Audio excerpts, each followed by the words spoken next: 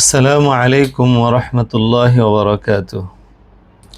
রাসূলুল্লাহ সাল্লাল্লাহু আলাইহি ওয়াসাল্লামের হাদিসে মুবারকার মাঝ থেকে সংক্ষিপ্ত একটি হাদিস উল্লেখ করছি।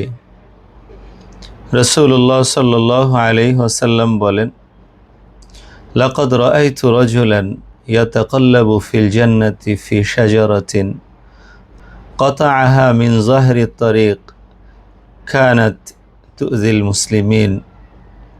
হাদিসটি সহিহ মুসলিমে উল্লেখ হয়েছে।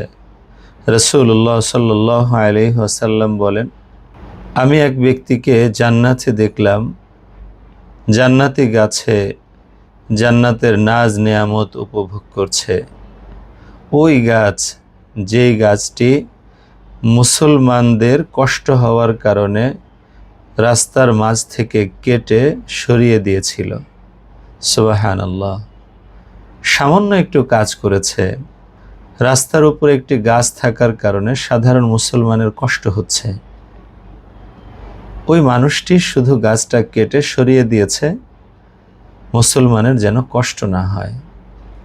এই সামান্য কাজটুকু আল্লাহ পাকের সন্তুষ্টির জন্য করার কারণে আল্লাহ পাক এতটা পছন্দ করেছেন, আল্লাহ পাক তাকে জান্নাত দিয়ে দিয়েছেন। সুবহানাল্লাহ।